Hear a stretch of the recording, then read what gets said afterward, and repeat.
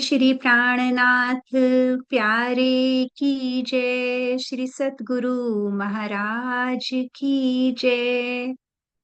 प्रेम प्रणाम जी। सभी सुंदर साथ जी के चरणों में प्रणाम जी। आप सबके धाम हृदय में विराजमान प्रियतम अक्षरातीत के चरण कमल में कोटि कोटि नमन। तो प्यारे सुंदर साथ जी, आप सबका ई गुरुकुलम की शनिवार की बैठक में स्वागत है। जैसा कि आप सब जानते हैं कि शनिवार को 8:30 बजे से 9:30 बजे तक हम सेवा पूजा से बहुत सुंदर प्रेममयी सेवा पूजा का मंथन कर रहे हैं। और शुक्रवार को 8:30 बजे से 9:30 बजे तक हम त्रिपिटक साहिब का मंथन कर रहे हैं। तो आप सबसे प्रेम भरा निवेदन कि आप जरूर दोनों कक्षाओं में जुड़िए। हमारे धाम धनी की प्यारी बैठक तो राज्य को रिझाने का सुंदर साजी यही एक सुनहरा मौका हमें मिला है। तो इसे गंवाए ना, तो जल्दी से आ जाइए और आज का सत्र हम प्रारंभ करते हैं लक्ष्य के द्वारा एक प्यारे से वाणी गायन से। प्रेम प्रणाम जी। प्रणाम जी। वंदो सतगुरु चरण को, करो सुप्रेम प्रणाम। अशुभ हरन मंगल करन, श्री देव चंद्र नाम।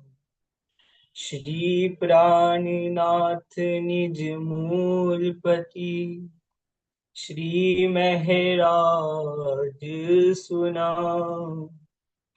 तेज कुंवर श्यामा युगल को, पल पल करो प्रणाम। पल पल करो प्रणाम। आज का मेरा प्रसंग किरंतन प्रकरण 130 से है।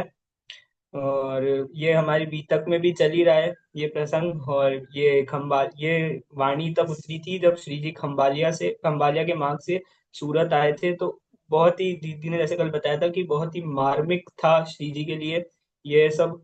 उनके क्या भाव थे, तो मैं वो सब आपके सामने रखना चाहता हूँ। धोरीडा मामू के तारी धूसरी, धोरीडा मामू के तारी धूसरी। वाटिड़ी विष में गाड़ी भार भरी, वाटिड़ी विष में गाड़ी भार भरी। धोरीडा मामू के तारी धूसरी, धोरीडा मामू के तारी धूसरी। धोरीडा आरे मारे रे, धोरीडा आरे मरे रे। हारे तूने गोदे घने रे, हारे तूने गोदे घने। तूता ना के न थानो, तूता बंद बंधान, तूता ना के न थानो, तूता बंद बंधान। गुण अपना रे धोरीडा मामू के तारी धूसरी, धोरीडा मामू के तारी धूसरी। धोरीडा आवाचक थयो रे, धोरीडा आवाचक थयो रे। मुखती ना बोलाए रे, मुखती ना बोलाए रे। कल ने वेलूर धुरी ऊवट ऊंचाने, कल ने वेलूर धुरी ऊवट ऊंचान। श्वास माँ खाए रे धोरीडा मामू के तारी धूसरी, धोरीडा मामू के तारी धूसरी। धोरीडा जाए रे उजाणी, ધોરીડા જાય રે ઉજાણી દ્રોડા દ્રોડ તું આવે દ્રોડા દ્રોડ તું આવે દયા રે વિના રે બેઠા મારડી દયા રે વિના રે બેઠા મારડી પડાવે ધોરીડા મામू के तारी दूसरी धोरीड़ा मामू के तारी दूसरी धोरीड़ा बहिन छूटे रे धोरीड़ा बहिन छूटे रे कर्म आपना रे कर्म आपना रे मेहराज कहे एम कीधा छे घणा रे मेहराज कहे एम कीधा छे घणा रे धोरीड़ा मामू के तारी दूसरी धोरीड़ा मामू के तारी दूसरी। प्रेम प्रणाम जी। प्रेम प्रणाम जी। लक्ष्य बहुत ही सुंदर। इसको याद करना और फिर उन भावों में गाना, ये बहुत भी सरल नहीं है, क्योंकि ये गुजराती का प्रसंग है और हम हिंदी बोलते हैं। तो लेकिन आपने उसको ऐसे शब्दों को बोला कि मुझे नहीं लगा कि आपको गुजराती नहीं आती। तो ये है हमारे श्री जी की नजर, उनकी मेहर, कि दिल में बस एक बार उनसे प्रेम हो जाए तो हम वाणी गायन भी इस तरह भावों में गा सकते हैं। बहुत ही प्यार से आपने गाया। फर्स्ट टाइम नहीं लगा मुझे कि आपने ये पहली बार गाया है। बहुत अच्छा। आपके चरणों में प्रणाम जी। तो सभी सुंदर साथ जी को ये धोरीड़ा प्रसंग जो धोरा जी में रास्ते में जाते जाते उतरा, तो सुंदर साथ जी कल हमने बीतक मंथन में ये प्रसंग बहुत अच्छे से इसका सहूर किया। तो किसी को भी इसकी बहुत डिटेल किरंतन में 130 नंबर प्रकरण है ये, उसमें आप जरूर पढ़िए। बीतक में जरूर मंथन कीजिए 31 नंबर प्रकरण का। तो इसमें बहुत अच्छे से श्री जी ने हमें बस एक ही एक सिखापन दिया है कि अगर हम जागनी यात्रा में यात्रा मतलब अगर हम जागनी के रास्ते पर चल रहे हैं और हमें कुछ कठिनाइयों का सामना करना पड़ता है, तो बस हमें एक ही बात का ध्यान रखना है कि पीछा ना कीजिए, देखिए ना किसी की परवाह, एक धाम हृदय में लेकर उड़ाए दीजिए अरवा। हमारी इंद्रावती सखी हमें यही सिखापन देती हुई कि कहीं भी दाएं बाएं नहीं देखना। अगर राज्य की बात है तो प्रायोरिटी सिर्फ मेरे राजश्यामा जी, और उन्होंने हमारे लिए वो बहुत सुंदर एक मार्ग तय करके दिखा दिया। ये सारी की सारी बीतक में हम पढ़ते हैं हमेशा, लेकिन इसको जैसे जैसे हम हृदय में उतारेंगे तो हम जान पाएंगे कि हमारे लिए ये रास्ता कितना सरल है। उस समय ये रास्ता कितना रेतीला और कितना कठिन था, लेकिन आज हम घरों में बैठकर, हमारे हाथों में वाणी है, हमारे हाथों में जूम सेशंस के द्वारा हम चितवन कर सकते हैं, ध्यान कर सकते हैं, चर्चाएं सुन सकते हैं। इतना सरल मार्ग मुझे नहीं लगता कि इसके बाद ये वक्त दोबारा कभी आएगा। इसलिए आज ही हमें इसका लाभ लेना है, लाहा लेना है। तो आपके चरणों में प्रणाम सब सुंदर साथ जी को। तो आगे बढ़ते हैं। तो सुंदर साथ जी, हम शनिवार को जैसा कि बात की अभी हमने कि हम सेवा पूजा कर रहे हैं, तो पिछले काफी हफ्तों से हमारे युवा सुंदर साथ मानसिक सेवा पूजा सीख रहे हैं। तो मानसिक सेवा पूजा, जिसमें नाम ही है कि हम अपना मन देके और अपना दिल देके किस प्रकार राज्य की सेवा पूजा में संलग्न हो कि वो हमारी ध्यान और चितवन ही बन जाए। तो हमारी प्रेममयी सेवा और मानसिक पूजा ही है जिसमें जिस यात्रा में मुझे लगता है कि इस यात्रा के दौरान तो दो दो लोग हैं, राजी और मैं। मतलब हम सेवा पूजा कर रहे हैं, ये एक हमारी यात्रा है राज्य की ओर चलने की। लेकिन जैसे जैसे हम प्रेममयी भावों में डूबते जाते हैं तो ये यात्रा अंत होती है सिर्फ तू पर। तो ये मैं से तू तक ले जाने वाली हमारी बहुत प्यारी सेवा पूजा हमारे ब्रह्म मुनियों ने हमारे समक्ष प्रदान की है, जिसके भावों में डूबकर हमें आगे बढ़ना है, तो हमने जाना कि कैसे आवो जी वाला अपने हृदय में राज्य को जगाकर प्रातःकाल हम किस प्रकार राज्य का उठापन करते हैं। हमने इसके तहत 2 प्रभातियां की, आपके साथ सारी वीडियोस शेयर की जा चुकी हैं। यूट्यूब चैनल आप जरूर देखिए।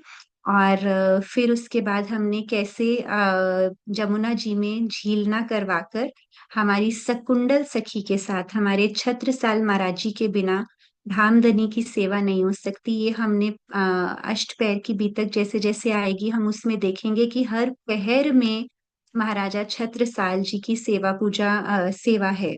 हर पहर में वो राजा होते हुए भी किस प्रकार आ जाते थे धामधनी को का श्रृंगार करने, उनके साथ वक्त बिताने। बात तो सारी ये है कि उनके साथ वक्त बिताना आपको कितना इम्पोर्टेंट लगता है। तो ये हमें हमारी सकुंडल सखी से सीखना है। तो कैसे जमुना जी में झीलना करते करते हमने पूरे रंग महल की परिक्रमा तय की थी। इधर पूरब से लेकर दक्षिण बट पीपल की चौकी, फिर पश्चिम में फूल बाग और नूर बाग, और उत्तर की दिशा से होते हुए हम जमुना जी का झीलना करते हैं। और अपने आसपास आए वृक्षों की सुगंधी, वो वृक्षों की सुगंधी क्या है, वहां का कण कण रूह जिनस है।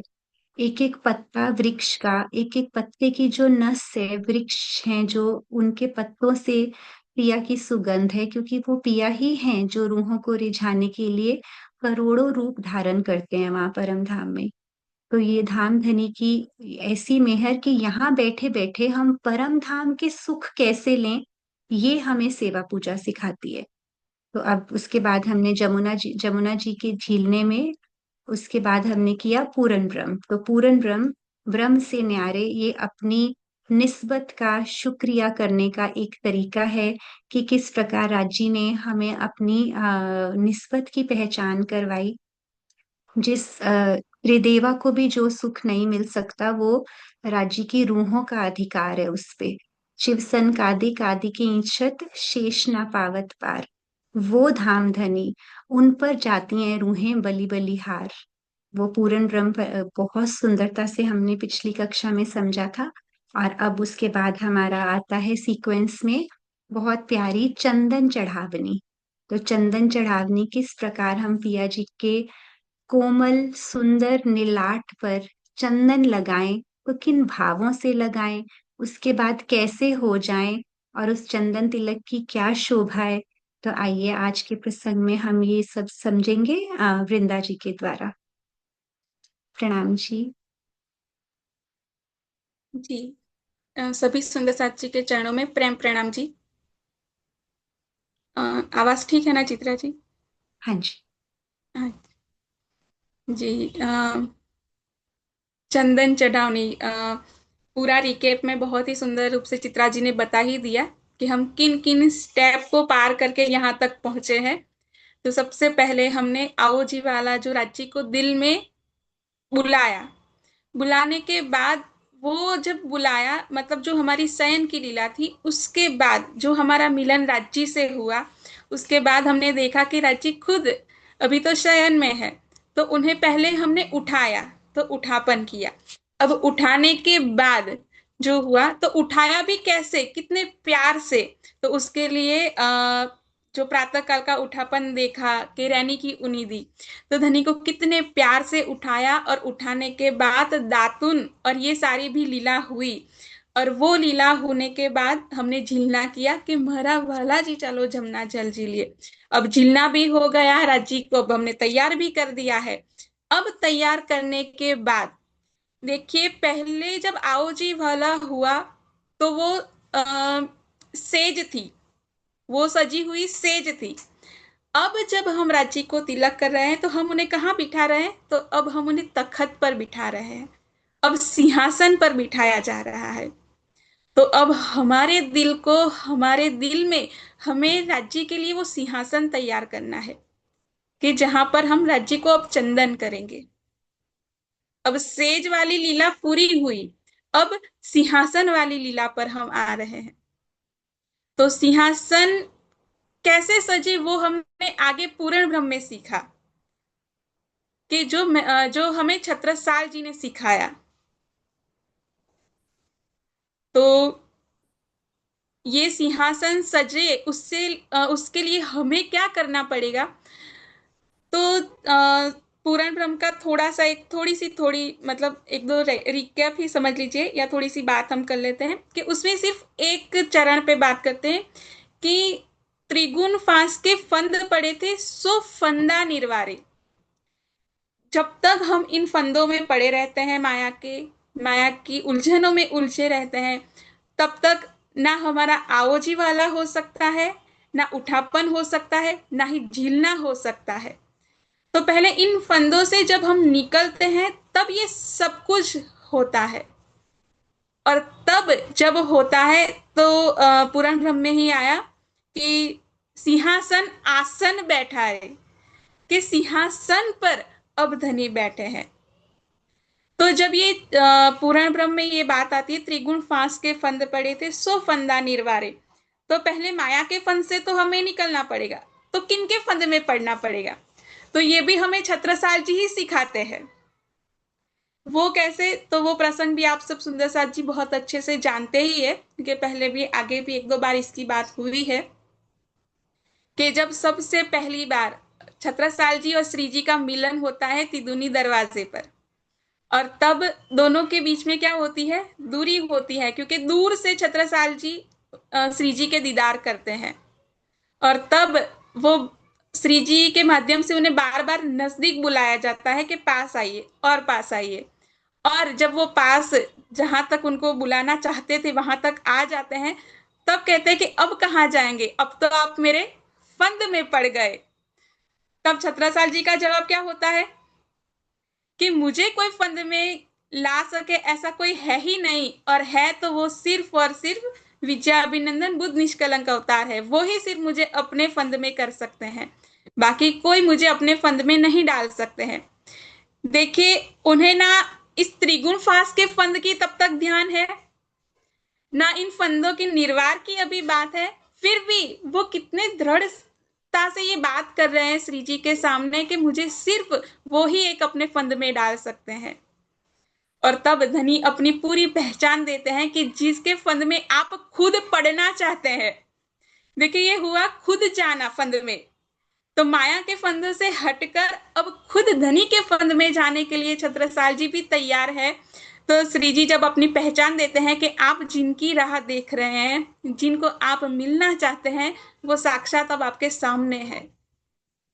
और जब वो मिल गए तब सारे फंद उनके छूट गए, और सारे फंद छूट गए तो वो उस एक फंद में फंस गए, उस एक फंद में वो एक हो गए, और तब सिंहासन आसन बैठा रे। तब वो सिंहासन दिल में सज गया, जिसकी राह अब तक देख रहे थे, वो सिंहासन अब दिल में सजा, और उनको ही अपने दिल रूपी सिंहासन में छत्रसाल जी ने बिठा दिया। यही बात हमें ये पूर्ण ब्रह्म में आगे समझाई। तो बस ऐसा ही इसी तरह से सिंहासन हमें भी हमारे दिल में सजाना है धनी के लिए, क्योंकि अब झिलना खत्म हुआ, झिलने के बाद अब बिठाएंगे कहाँ धनी को? तो दिल के सिंहासन पर तो बिठाना है। अब जब बिठाया है तो जैसे संसार में भी देखते हैं कि कोई बहुत बड़ा व्यक्ति हो, मतलब बहुत ही सेलिब्रिटी हो, या राजा भी आते हैं, तो उनके आने की एक अलग ही मतलब लीला होती है कि कैसे साथ चारों तरफ सब घेर के उनके स्वागत के लिए तैयार होते हैं, कैसे सुंदर म्यूजिक बजने लगता है। तो ये तो दिल की बात है, ये तो धनी के आने की बात है, धनी के विराजमान होने की बात है। तो फिर क्यों ना एक सुंदर सी पूरी एक सभा क्यों ना भरी जाए, और उसमें एक सुंदर सा म्यूजिक क्यों ना हो। तो चंदन हो, उससे पहले क्या होता है, वो चंदन में हम सबसे पहले उसको बताया जा रहा है। आप चित्रा जी स्क्रीन शेयर कर रहे हैं? जी। जी।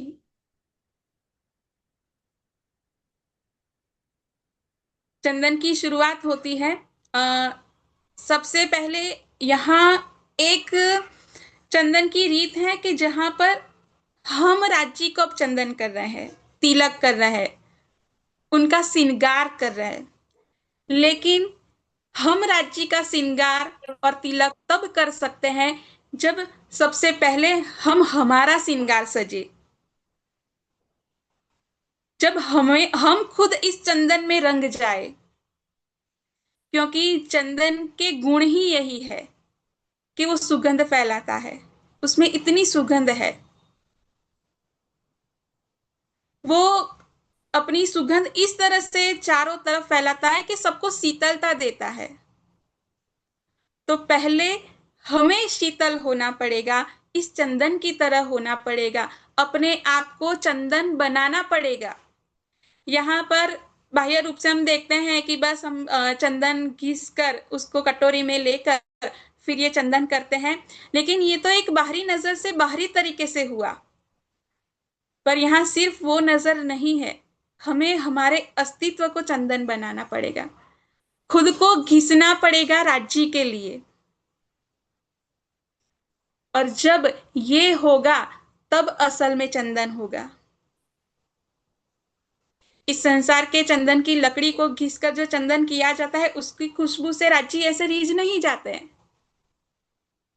हम उसमें अपने जो भाव डालते हैं, हमारे भाव की जो सुगंध उसमें होती है, उससे धनी रीझते हैं।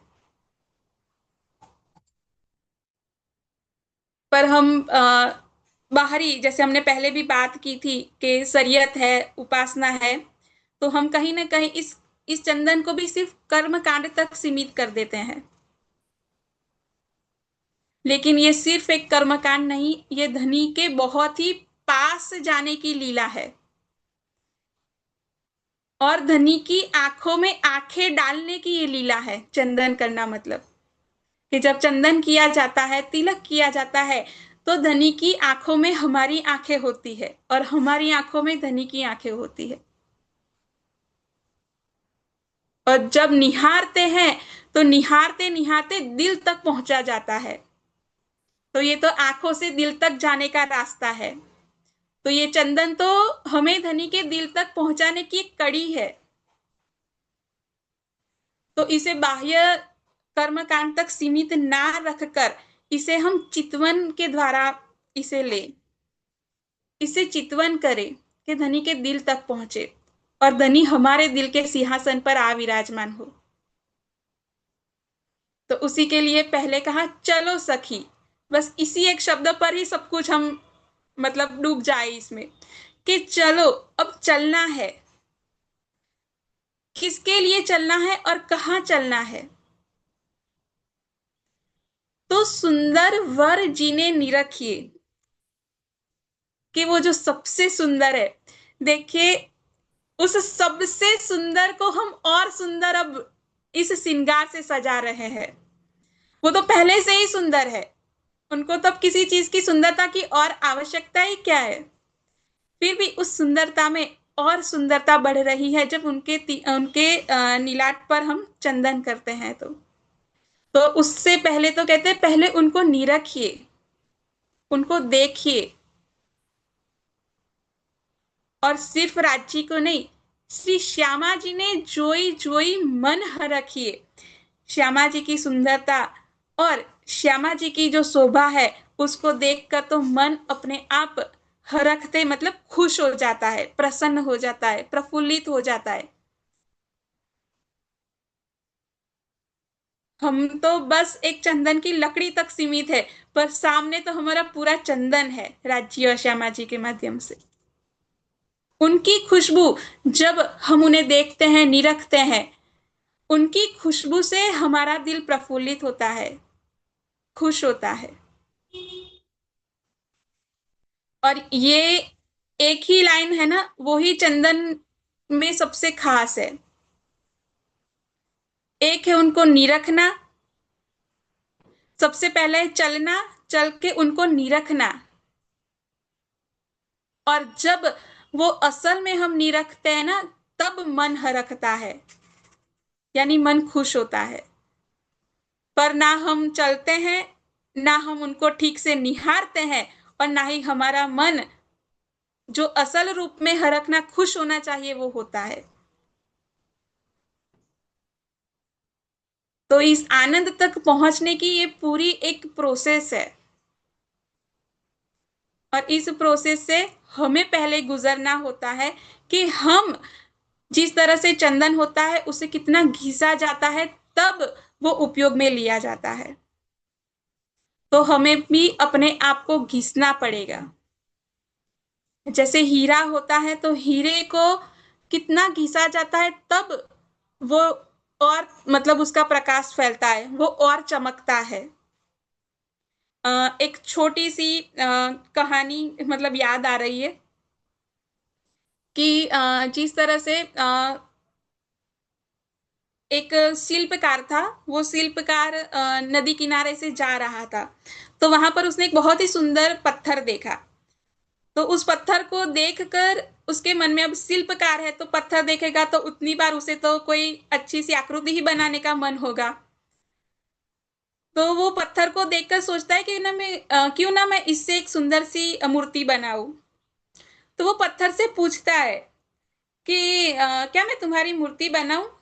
तो पत्थर कहता है हाँ बनाओ। तो कहता है लेकिन तुम्हें मेरी जो हथौड़ी है उसकी मार सहनी होगी। तो कहता है कि ठीक है मैं सह लूंगा। तो धीरे धीरे शिल्पकार तो अपना काम शुरू करता है। जैसे जैसे उसके ऊपर हथौड़ी पड़ती है, जैसे जिससे उसको आकृति देना शुरू करता है, तो थोड़ी देर तो उसने सहन कर लिया मार, लेकिन फिर उससे सहा नहीं गया। तो कहते हैं नहीं, मैं ये मार सह नहीं सकता। तो शिल्पकार ने तो उस पत्थर को वहीं छोड़ दिया। ये बातें सामने एक और बड़ा पत्थर पड़ा था, वो सुन रहा था।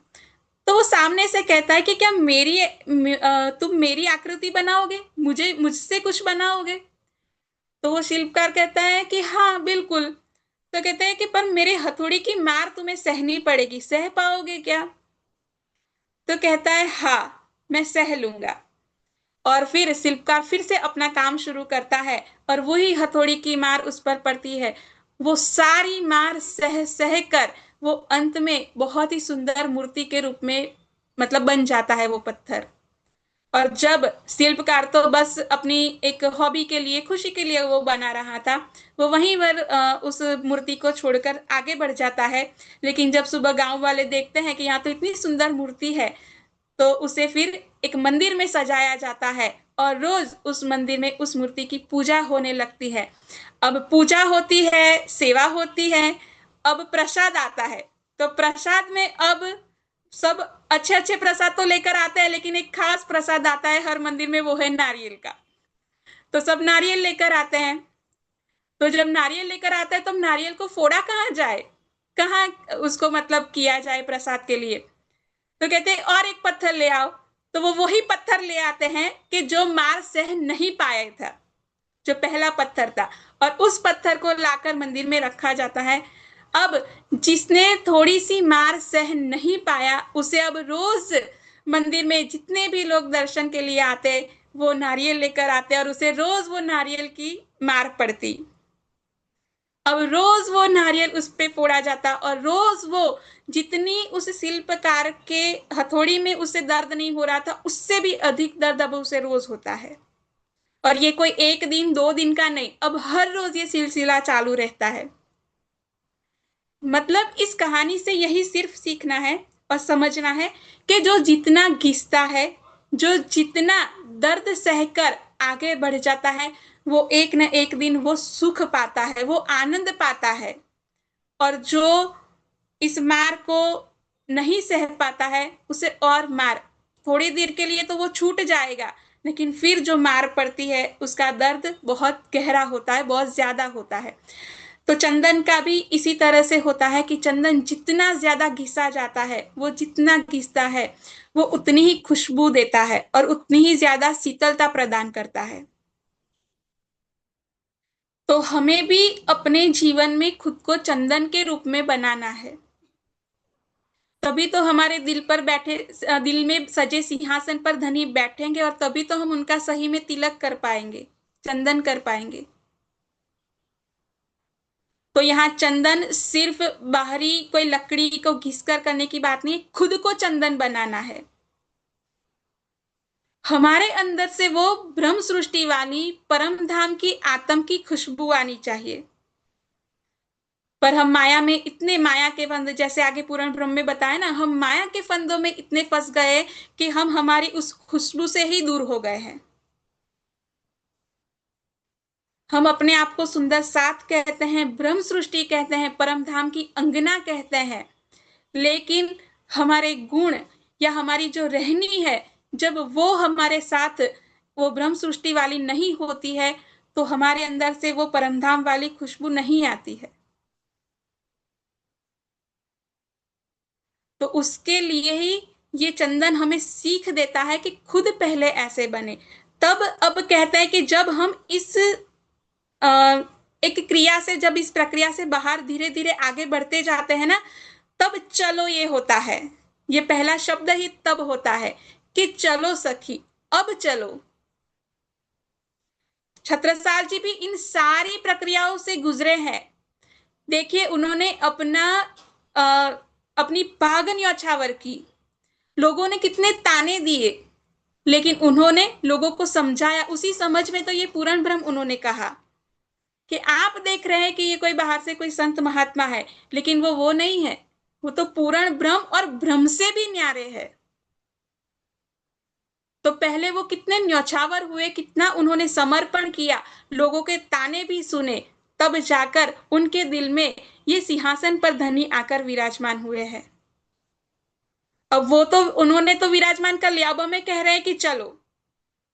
और जब चलते हैं तब उस सुंदर वर, जो हमारे वर है, उनको हम निरख पाते हैं।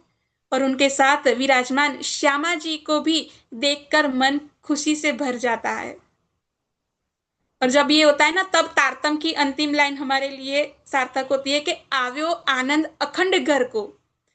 तब तो अखंड आनंद घर में आता है, इस दिल में आता है। आगे कहते हैं, श्री श्यामा जी ना अंग हो सुंदर साथ। हम सब कौन है?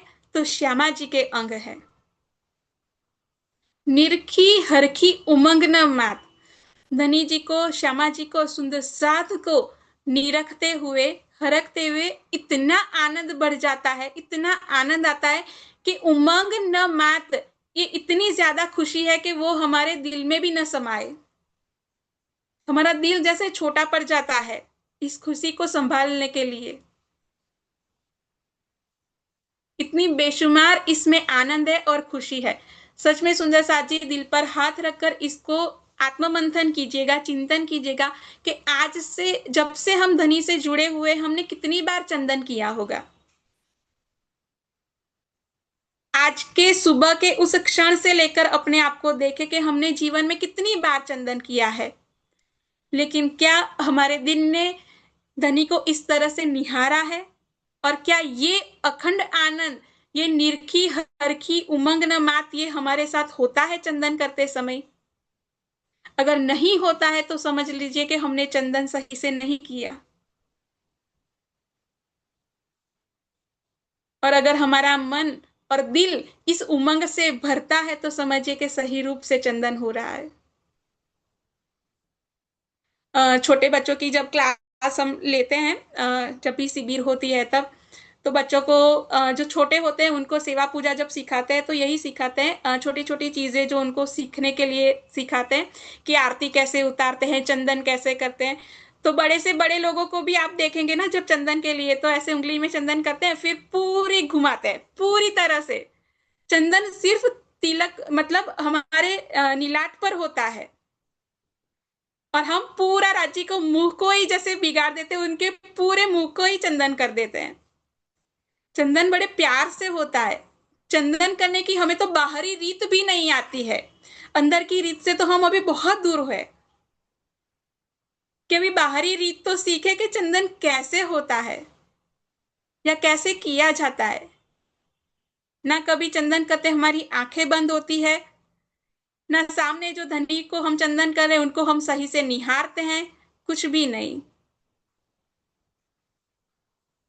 तो फिर ये चंदन चंदन कैसे हुआ?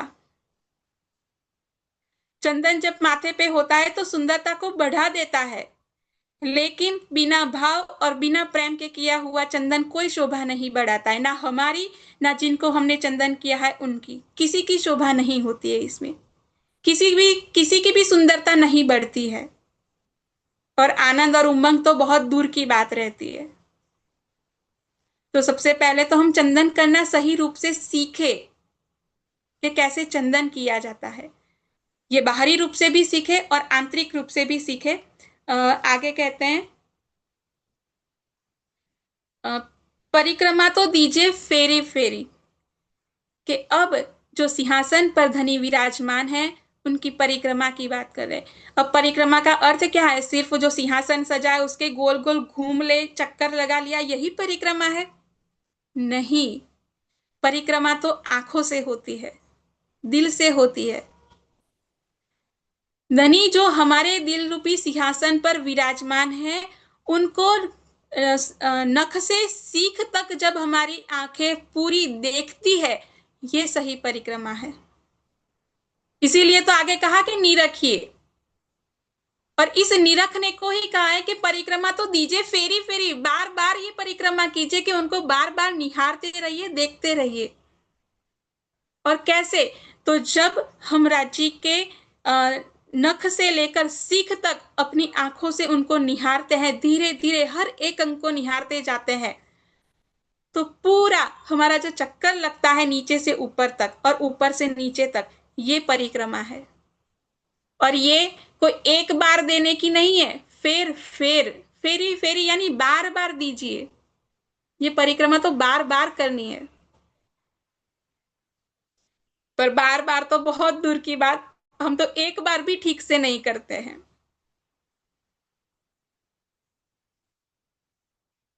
और ये परिक्रमा जो होती है ना, वो लगातार चलती रहती है। जितनी बार हम धनी को निहारते हैं ना, तब तब हमारी ये परिक्रमा होती है, और यही हमें करनी है। पर हम बस मंदिर के आसपास बार बार परिक्रमा करते, सुंदर साथ बोलते हैं कई बार हमने 108 परिक्रमा करनी है, कभी तो कोई सुंदर साथ दंडवत परिक्रमा करते हैं। ये कोई गलत नहीं है, ये भी अच्छा है, भाव की बात है, कर सकते हैं। ये नहीं कह रहे हैं कि ये गलत है, ये परिक्रमा भी करे। लेकिन उस परिक्रमा के साथ साथ जो हमारा तन जो बाहरी रूप से परिक्रमा करता है, उसके साथ साथ हमारा दिल ये परिक्रमा करना चाहिए। कि हमारे जितनी बार पैर उठते हैं, एक पैर उठ के दूसरे पैर तक उठने तक की हर उसमें हमारी परिक्रमा दिल करना चाहिए, कि जो धनी को निहारना चाहिए। और ये सिंहासन कैसा है, उस सिंहासन की बात यहाँ आगे बताते हैं कि दीपक रंग रे सिंहासन, छतरी तो डाड़े, झालर शोभा अतिगन। कि दीपक रंग यानी कि जिस तरह से दीपक जलता है तो उसकी ज्योत कितनी सुंदर लाल होती है, तो उसी तरह से कंचन रंग का इसमें भी देखिए, ये जो कंचन है वो भी हमें यही सिखाता है जो चंदन ने हमें सिखाया। कंचन और चंदन में कोई भेद नहीं है। ये कंचन भी कब होता है? जब सोना 16.5 बार तपता है, तब जाकर कंचन बना जाता है। तो ये जो सिंहासन सजा है, वो सिंहासन भी हमें कह रहा है, सिखा रहा है कि इस तरह से बनो। और ये सिंहासन की जो सुंदरता है, जो छतरिया है, उसमें डाड़े है, झालर है, ये सब जो परम धाम में ये शोभा है सिंहासन की, उसकी बात यहाँ हमें बताई है। लेकिन ये सिंहासन सिर्फ सीमित नहीं है मूल मिलावे तक या किसी भी भौम तक, ये सारी शोभा हमारे दिल की ही है। तो हमारे दिल में इस सिंहासन को देखे कि कैसी उसकी छतरिया है, डाढ़े है, झालर है, शोभा अति घन, इन सब की शोभा बहुत ही ज्यादा है, बहुत सुंदर है। तापर कंचन कलश जो हो, और उसके ऊपर कलश सजे हुए हैं कंचन के, जलहल जोत करे रहे सोई, और वो भी बहुत ही प्यार से जगमगा रहे हैं। क्यों न जगमगाई ये शोभा, जिस शोभा पर धनी विराजमान है।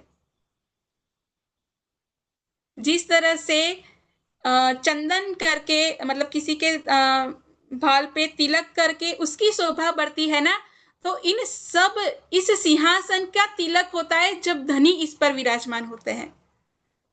तो जब राजी बैठ गए तो मानो इन सभी शोभा का तिलक हो गया, चंदन हो गया, और ये सब शोभायमान हो गए। और जब ये शोभायमान हो गए, तो जब हम धनी को नहीं रखते हैं, तो हमें कहा कि मन हरखे उमंग न मात, तो फिर इन सिंहासन का उमंग कैसे रह सकता है, मतलब दूर कैसे हो? वो भी जलहर करने लगते हैं, वो भी उसी आनंद में डूब जाते हैं। इसीलिए कहा ये रे सिंहासन जोत न मावे। इसकी जोत इतनी ज्यादा, क्योंकि राज्य का नूर, सिंहासन का नूर सब अब एक हो गया है। तो इसकी जोत अब कहीं नहीं समा रही। जैसे हमारे मन में उमंग न मातना, वैसे ये जोत इन सिंहासन की खुशी अब रोके नहीं रुकती है। और इसी के साथ जैसे कहते हैं ना, प्रेम में बात, मतलब संसार के लोग भी कहते हैं कि जब किसी को प्रेम होता है तो आपको लगता है कि आपके आसपास संगीत बज रहा है, खुशी के म्यूजिक बज नहीं रहा, लेकिन फिर भी फील होता है कि जैसे म्यूजिक बज रहा है और हम इतने खुश हो जाते हैं। तो जब हमारे धनी हमारे दिल के सिंहासन पर विराजमान है और सखिया साथ में है, तो फिर वो संगीत और वो खुशी क्यों ना प्रकट हो, जाहिर हो। तो इसीलिए कहते हैं कि सखिया तो सन्मुख वाणी गावे। सभी सखिया, जैसे इसमें जब चंदन करे तो हमारे आसपास बाह्य रूप से सुंदर साथ हो कि न हो, लेकिन ये अनुभव जब राज्य और श्यामा जी हमारे सामने है, तो सखिया अपने आप हमारे साथ ही होती है। क्योंकि वो हम सब कौन है, तो उसे आगे ही बता दिया कि श्यामा जी ना अंग हो सुंदर साथ, हम तो श्यामा जी के अंग है, धनी के अंग है। तो जब जो अंग हमारा सामने बैठा है, तो उनसे दूसरे अंग कैसे दूर हो। तो जो सुंदर साथ जो सखिया है, वो क्या कर रहे हैं, तो सुंदर वाणी गाए, कि बहुत ही मीठी वाणी गाते हैं। जब मन इतना प्रफुल्लित होता है, खुश होता है ना, उमंग से भर जाता है, तब सोचना नहीं पड़ता है कि गाए, अपने आप गाना शुरू हो जाता है। इतना आनंद जब बढ़ता है ना, तो संगीत ऐसा माध्यम है, संगीत एक ऐसी खुशी को प्रकट करने की बात है ना, कि वो अपने आप हो ही जाता है, हम उसमें लीन हो ही जाएंगे। तो सुंदर साथ और सखिया भी इसी वाणी गा, मतलब वाणी में धनी के गुणगान गा रही है।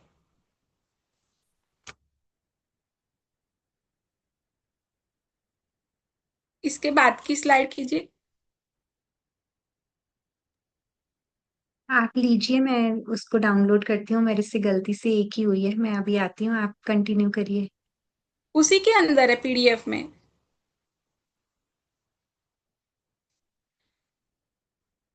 स्क्रॉल डाउन कीजिए।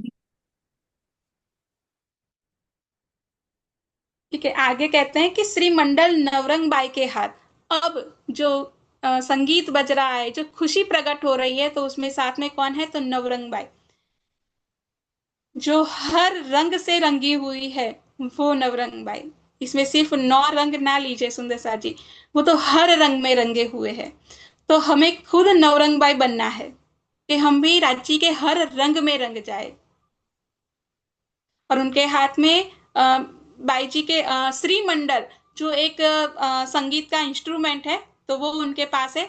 बैन बाई बैन बजावे तीन साथ, साथ में बैन बाई जो है, वो भी बहुत ही सुंदरता से उनके साथ में सुर पुरा रहे हैं। झरमर बाई झरमरिया बजावे, ये सारे जो मतलब है वो एक संगीत के इंस्ट्रूमेंट्स है। तो झरमर बाई झरमरिया बजावे, तान बाई तानन या जो मिलावे, तान बाई हर तान के साथ ताल के साथ ताल मिला रहे हैं, सैन बाई स्वर पुरावे। ये सब जब हम चंदन करें ना, तो खुद को इनके अंदर रख दे, अपने अस्तित्व को इनके अंदर विलीन कर दे। यही सच में चंदन होना है,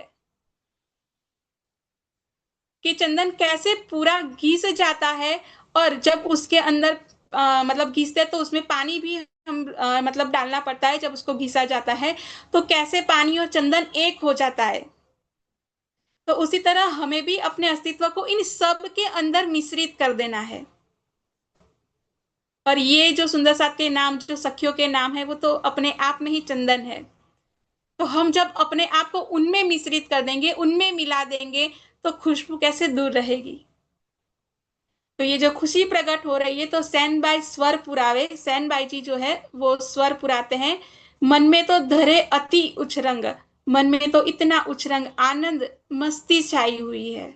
और क्यों ना मस्ती छाए, जब मस्ती के स्रोत ही सामने बैठे हैं, जिनको निरख निरख कर हरख रहे हैं, उनको देखकर मतलब कैसे कोई भी पीछे रह सकता है, कोई पीछे नहीं रह सकता है। ये उछरंग कहियो न जाए, और ये ऐसा आनंद, ऐसा उछरंग और ऐसा उमंग है, कि वो शब्दों में वर्णन नहीं हो सकता है। और शायद हम यही अभी मैं भूल कर रहे हूँ कि हम अभी इसे शब्दों में वर्णन कर रहे हैं, क्योंकि ये चितवनी अर्थ ही, चितवनी का मतलब ही यही है कि ये सेवा पूजा सिर्फ सेवा पूजा नहीं है, ये चितवनी है। और चितवनी वो प्रेम है, प्रेम का अर्थ ही चितवन है और चितवन का अर्थ ही प्रेम है। और प्रेम कभी शब्दों में नहीं कहा जा सकता है, क्योंकि प्रेम तो दर्शन का विषय है, वो प्रदर्शन नहीं हो सकता। तो शायद शब्दों में ये प्रदर्शित हो रहा है, धनी पता नहीं क्या करवा देते हैं, लेकिन ये नहीं है सच में, मतलब शब्दों में कहने जैसी बात है। ये सिर्फ एक अनुभव की बात है, प्रेम की बात है। तो इसीलिए कहते हैं कि उछरंग कहियो न जावे, ये कहा नहीं जा सकता है। सखियो तो प्रेम सहित वाणी गावे। सखिया जो है वो कैसे वाणी गा रही है, तो प्रेम सहित। बिना प्रेम की वाणी वाणी ही क्या होगी। तो प्रेम सहित ये वाणी गाकर धनी को रिझाया जा रहा है। और अब देखिए, ये सब कुछ जो आगे की यहाँ 5 नंबर की चौपाई तक जो भी बातें हुई, वो सिर्फ अभी राज्य को सिंहासन पर बिठाया है, बिठाने के बाद वो जो आनंद हम ले रहे हैं उस तक की बातें हैं। अब जो सही में जो चंदन ये है वो अब शुरू हो रहा है। तो आगे कहते हैं, श्री चंदन पुष्प बहुविध राजे। जो चंदन है, चंदन के साथ पुष्प भी है, बहुविध राजे, कि कितने प्यार से वो शोभायमान हो रहे हैं। जब इस तरह से चंदन खुद बनते हैं ना, जब खुद मतलब चंदन सामने होता है ना, तो उसकी खुशबू से धनी रीझ जाते हैं। अभी तो लगाने की बात तो दूर है, अभी तो सिर्फ उसकी खुशबू जो आती है, उसी खुशबू से सब रीझ जाते हैं। सुगंध सर्वे मरा वाला जी ने छाजे। धनी जी को जैसे पसंद है, जो पसंद है वैसी खुशबू। तो सुगंध सर्वे, जो जो हमारे पास अभी एलिमेंट्स है ना, चंदन है, पुष्प है, ये सब कुछ खुशबू प्रदान करते हैं। अब चंदन की खुशबू, फूलों की खुशबू सब एक हो गई है। और सुगंध सर्वे मारा वाला जी ने छाजे। मेरे धनी जी इन खुशबू से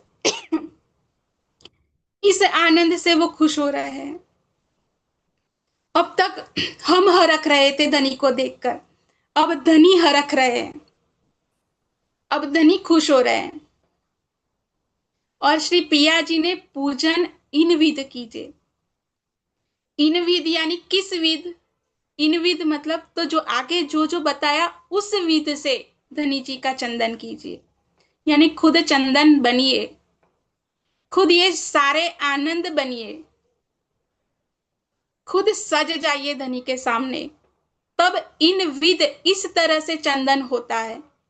सिर्फ बाह्य कटोरी में चंदन भर के चंदन करने से चंदन नहीं होता है। और फिर अभी इन विध में ये दोनों तरफ है। ये इन विध जो आगे जो जो बताया उस विध से तो करना है, लेकिन इस बाद में क्या करना है, तो इन विध में फिर मूल स्वरूप चित्त में लीजिए। सही चंदन अब हो रहा है कि फिर बार बार मूल स्वरूप, जो वो मूल स्वरूप है उसे चित्त में लीजिए। हमारे दिल में और अधिक उन्हें बसाते जाइए। सिंहासन बनाया है, तैयार किया है, राज्य और श्यामा जी को बिठाया है, लेकिन फिर मूल स्वरूप चित्त में लीजिए। ये हमारे दिल में बिठाकर, ये कोई ऐसी बात नहीं है कि आज बिठाया, सुबह चंदन किया, चंदन करने के समय राज्य को मतलब दिल में सिंहासन सजाया और राज्य को बिठाया, फिर अब चंदन खत्म तो राज्य अब आप बाहर हो जाए, ऐसे नहीं होता है। फिर वो कहीं और नहीं जा सकते हैं हमारे दिल में आने के बाद, कि अब तो चंदन खत्म, अब सब कुछ ऐसे होता है ना कि जैसे सुबह करते हैं चंदन, तो चंदन की कटोरी में चंदन लिया, हो गया, फिर चंदन की कटोरी घिस कर रख दी। तो ये ऐसा नहीं है कि धनी हमारे दिल में सिंहासन पर आकर विराजमान हुए, अब चंदन अभी धनी खत्म हो गया, इसके बाद आपकी आरती कर लेंगे, आरती खत्म हो गई, अब आप वापस अभी अपने और स्थान पर बैठ जाइए। दिल खाली नहीं होता है सुंदर साथ जी। और अगर हमारा दिल इन सब के साथ खाली हो जाता है तो हम ये आनंद कभी नहीं ले सकते हैं। जिस आनंद की बात आगे बताई है, तो फिर बार बार मूल स्वरूप चित्त में लीजिए कि जो दिल में सिंहासन पर विराजमान किए, उनको बार बार देखिए, निहारिए और उनका सुख लीजिए, आनंद लीजिए।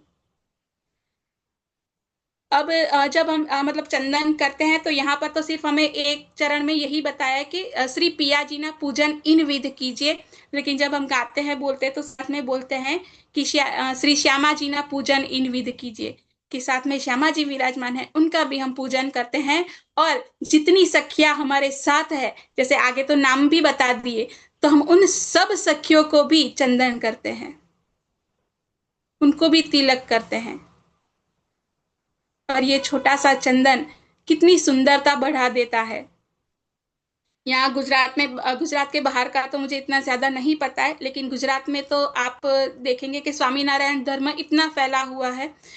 तो जो भी स्वामीनारायण धर्म से जुड़े होते हैं ना, वो सब तिलक करके आते हैं। सुबह वो तिलक जरूर करते हैं, उनकी पहचान ही उनका तिलक है। मतलब कोई अनजान व्यक्ति भी आपको मिल जाए और उसने तिलक किया हुआ है, तो आप तुरंत उसको देखकर समझ जाएंगे कि ये स्वामीनारायण वाले हैं। तो मतलब ये चंदन एक कितनी बड़ी, मतलब ये तिलक कितनी बड़ी शोभा की बात है, कि जो हमारे अस्तित्व को सबके सामने प्रदर्शित करता है, हमारी पहचान बनता है। तो इसीलिए अब जो सुंदर साथ सखिया है, उनको भी चंदन से शोभायमान किया है, उनका भी हमने श्रृंगार किया है। ये चंदन एक श्रृंगार ही है हमारा, और ये श्रृंगार हमें सजना है। फिर मूल स्वरूप चित्त में लीजिए, तो इस स्वरूप को, इस शोभा को हमारे दिल में लेना है। जो कोई वासना इन घर मूल स्वरूप से न काढ़े नजर, जो वासना जो इस परम धाम की है, मूल घर की, इन घर का है ना, तो इस परम धाम की रहने वाली है, वो सुंदर साथ, मतलब वो सखिया मूल स्वरूप से न काढ़े नजर। आगे बात कही, फिर मूल स्वरूप चित्त में लीजिए, तो जो चित्त में लिया मूल स्वरूप को, उस मूल स्वरूप से काढ़े न नजर, एक पल भी उनकी नजर दूर नहीं होती है। और कैसे हो, कोई खुशबू को छोड़कर कोई बदबू में जाना पसंद करता है? कोई नहीं करता है। क्या हमारे नाक को बदबू पसंद आती है? नहीं आती है। पर अच्छे से अच्छी खुशबू हमें कितना अपने ओर खींच लेती है। तो ये तो सारी खुशबू के स्रोत सामने बैठे हैं वो मूल स्वरूप। जब वो बैठे हैं, तो उनसे हम दूर कैसे हो? उनको हम अपने दिल से कभी जुदा नहीं कर सकते। भला हम अपने आप से ऑक्सीजन को कोई दूर कर सकता है? अगर कर दिया तो हमारा अस्तित्व ही क्या रहेगा? भला मछली पानी से दूर हो सकती है? नहीं हो सकती है। तो ये तो हमारा मूल है, हमारा स्वरूप है। तो हम अपने मूल से कैसे जुदा हो? हम अपने मूल से जुदा नहीं हो सकते हैं। और अगर हम अपने मूल से जुदा होते हैं, तो समझ ले कि हम इस घर के ही रहने वाले नहीं है। क्योंकि आगे ही कहा, जो कोई वासना इन घर, जो इन घर की है, वो इस मूल स्वरूप से कभी काढ़े न नजर। और अगर हमारी नजर बार बार कहीं और चली जाती है, कहीं और माया में घुल जाती है, तो समझिए कि हम इस घर के रहने वाले नहीं है। सिर्फ कहने से नहीं हो जाते हैं कि हम परम धाम के हैं। परम धाम की जो हमारी रहनी है, वो हमें अपनानी पड़ेगी, वो होनी चाहिए हमारी। तो हमारी परम धाम की रहनी क्या है, कि एक पल भी हमारी नजरें धनी की नजरों से दूर नहीं होती है। परम धाम के हर एक जर्रे जर्रे में हम सिर्फ धनी को ही अनुभव करते हैं। तो फिर ये माया में हम कैसे बदल जाते हैं, कि सिर्फ सुबह की ये जो मंगला सेवा पूजा होती है, तो उसी में सिर्फ हमारा ध्यान जाता है। फिर तो बस सेवा पूजा खत्म, और हम भी कहीं और, हमारा भी ध्यान कहीं और। तो मूल स्वरूप से न काढ़े नजर, एक पल भी हमारी नजरें इस मूल स्वरूप से दूर नहीं होनी चाहिए सुंदर साथ जी, वरना अपने आप हम कभी अपने आप को परम धाम के उस घर में नहीं देख पाएंगे, हमारे मूल से हम नहीं जुड़ पाएंगे। नहीं कोई सुख इन समान, इस सुख के समान और कोई सुख नहीं है, इसके तोले कोई सुख ही नहीं है। सुख का कोई मतलब है तो बस यही है। अगर हमें कोई कहे कि सुख की व्याख्या क्या है, सुख किसे कहते हैं, तो ये सुख है मूल स्वरूप को निरखना, उसके सुख लेना, ये सच में सुख है। यानी मूल स्वरूप ही हमारा सुख है, इसके अलावा के कोई सुख सुख नहीं है। अंगना तो कोटि बेर कुर्बान, और ऐसे सुख पर, उस मूल स्वरूप पर जो अंगना होती है वो कोट बेर कुर्बान, एक बार नहीं, कोट बेर बार बार उन पर कुर्बान होती है। और ये कुर्बान होना ही चंदन बनना है। जिस तरह से आगे कहा उसी तरह चंदन कैसे घिस घिस कर फिर अपनी सुगंध को और अधिक फैलाता है। तो ये कोट बेर कुर्बान होना ही अपने आप को घिसना है और चंदन बनना है। तो ये असल में हमारा चंदन है। ये चंदन चढ़ावनी, इसका जो शीर्षक है, ये सार्थक तो तभी होगा जब हम चंदन बन के धनी के ऊपर कुर्बान हो जाएंगे। तो अंगना तो कोटि बेर, बस एक बार के लिए न हो कुर्बान, बस कोटि बेर बार बार धनी पर कुर्बान हो जाए। जो हम बीतक भी कर रहे हैं, तो बीतक के हर पात्र भी हमें कोट बेर कैसे कुर्बान हुआ जाता है वो सिखाते हैं और समझाते हैं। तो उसको हम देखे समझे। जो आगे पूर्ण भ्रम किया, तो उसमें भी छत्रसाल जी ने कहा कि वारी वारी जाओ मैं अपने पिया पर, तो वो भी तो कुर्बान हो गए। कुर्बानी की सबसे अच्छी मिसाल अगर हमें कोई सिखाता है तो वो छत्रसाल जी है, कि कुर्बान कैसे हुआ जाता है। और वो जब चंदन बनकर, छत्रसाल जी भी इसी चंदन बनकर इतनी सुगंध फैला गए हैं, उतनी सुगंध उन्होंने सबको दी है कि आज भी वो, उनके बिना ये सेवा पूजा अधूरी है। वो संध्या हो या मतलब संध्या सेवा पूजा हो या मंगला सेवा पूजा हो, पूर्ण ब्रह्म के बिना सेवा पूजा कहाँ पूरी होती है। तो छत्रसाल जी का यही तो कुर्बानी है कि वो सुबह भी याद आते हैं और शाम को भी ये जुड़े हुए हैं। तो इसी तरह हम भी कुर्बान होना सीखे, खुद चंदन बनना सीखे। और धनी का श्रृंगार जब हम करते हैं चंदन के माध्यम से, तो वो सिर्फ धनी का श्रृंगार नहीं होता है, वो असल में हमारा श्रृंगार होता है। वो हमारा असल श्रृंगार है। तो हम अपने श्रृंगार को सजे, अपने श्रृंगार को सज कर वो परमधाम की जो हमारी खुशबू है, उस खुशबू को खुद भी महसूस करें, और हमारे आसपास हमारे सानिध्य में जो भी जुड़े हुए हैं उनको भी वो खुशबू मिले, उनके दिल भी इस तरह से हर के प्रसन्न हो। ऐसी हम कोशिश करते रहे। तो सभी सुंदर साथ जी के चरणों में प्रेम प्रणाम जी। कोई भूल हो गई हो तो सुंदर साथ जी माफ कीजिएगा। प्रणाम जी। प्रणाम जी वृंदा जी, आपके चरण कमल में आपने केवल हमें चंदन का मतलब ही नहीं बताया। हमें ऐसा लगता था कि चंदन एक सिर्फ शांति का प्रतीक है, पवित्रता का प्रतीक है, लेकिन आपने हमें आज बताया कि हमें किस प्रकार खुद चंदन बन राज्य के माथे पर सजना है। वैसे भी परम धाम में आपने बताया कि जिस तरह से हर एक कण परम धाम का रूह जिनस है, तो हमें उस चंदन बन जब राज्य के माथे पर सजना है, तो वो एक तरह से वो चंदन तिलक की शोभा मैं ही तो हूँ।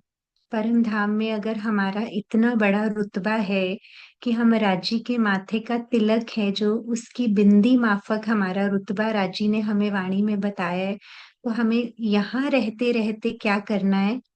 उन पर कुर्बान जाना है। कोटि बेर कुर्बान, अंगना तो कोटि बेर कुर्बान। मतलब ये सिर्फ कहना नहीं है, ये राज्य से मांगना है कि धनी कुछ ऐसा कीजिए कि मुझे भी आप इस चंदन की तरह घिस कर आपके माथे के तिलक में समाना है।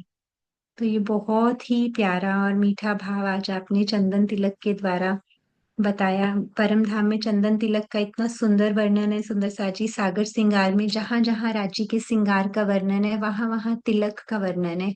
बहुत प्यारी एक चौपाई है। लाल तिलक नीलवट दिए अति सुंदर सुखदाय। असल बन्या ऐसा ही कई नई नई जोत दिखाए। तो आज मुझे जब वृंदा जी बोल रहे थे तो ये चौपाई याद आ रही थी कि अब सच में यहाँ बैठे बैठे वो जो नई नई जोत, हमें उसकी जोत देखनी है ना, यहाँ बैठ के चितवन में राजी के माथे के तिलक की जोत। वो यही है कि मेरा उनकी तरफ क्या सेवा, क्या समर्पण, मेरी रहनी क्या, यही सब उस नई नई जोत की तरह हमें यहाँ पर महसूस करना है। तो यहाँ पर हमारे पास परम धाम में तो सेवा नहीं है, परम धाम में तो मैं और राजी एक है।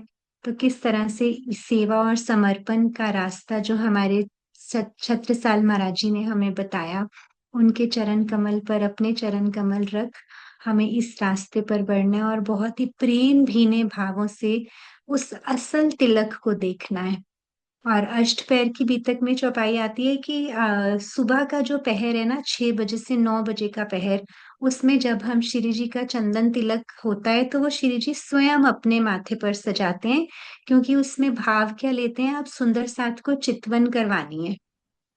तो अष्टपैर में सोचिए हमने श्री जी ने हमें जब चितवन में डुबोया होगा, किस प्रकार, मतलब वो चौपाई बहुत सुंदर है कि केसर मिश्रित किस प्रकार से चंदन तिलक श्री जी स्वयं अपने माथे पर सजाते हैं। और उसका एक चरण है, क्योंकि अब उन्होंने सुंदर साथ को चितवन में डिबोना है, तो इसलिए ये चंदन और तिलक मात्र एक, हम बस केवल सिर्फ तिलक करने के लिए तिलक नहीं करें, हम चितवन में महसूस करें उस कोमल निलाट को, वो मुखार बिंद की लालिमा को, कि उनके मुखार बिंद की लालिमा जब उनके तिलक की लालिमा के साथ मिश्रित होती है, तो वो किस प्रकार से उनकी मुखार बिंद पर जो नूर है, सारे परम धाम, वो सारा परम धाम उससे रोशन है।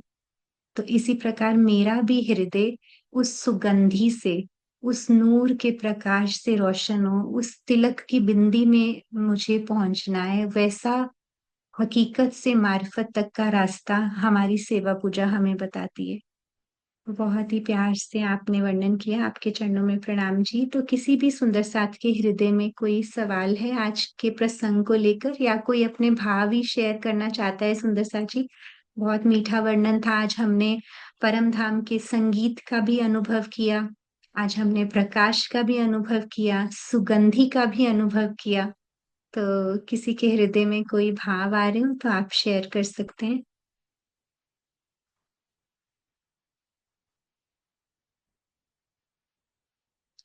फिर मूल स्वरूप चित्त में लीजिए। बस यही यहाँ पर करना है और हमारी एक एक विषय विकार हमारे मिटते जाएंगे और हम आगे बढ़ते जाएंगे। जी कामिनी।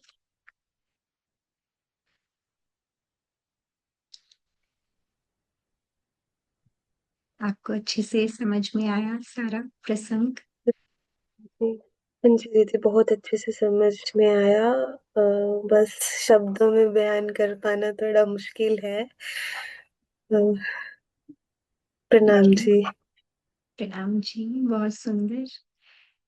ठीक है सुंदर साची, अगर किसी के कुछ सवाल नहीं है या कुछ शेयर नहीं करना चाहते तो इसी प्रकार सुबह उठें और रांची को अपने हृदय में बुलाएं और उनका प्रेम से आसन वहीं लगाए। अर्श तुम्हारा मेरा दिल है, तुम आए करो आराम, सेज बिछाई रुच रुच के, यही तुम्हारा विश्राम। तो बस मेरे हृदय में उतनी कोमलता भर जाए कि मेरे प्रीतम वहां आकर बैठें और हर पल मैं उनका साजो सिंगार उसी प्रेम भीने भावों से करूं। तो यही हमारी अर्जी पिया से। बोलो श्री प्राणनाथ प्यारे की जय, श्री सतगुरु महाराज की जय, पन्ना धाम की जय, सर्व सुंदर साथ की जय। प्रणाम जी।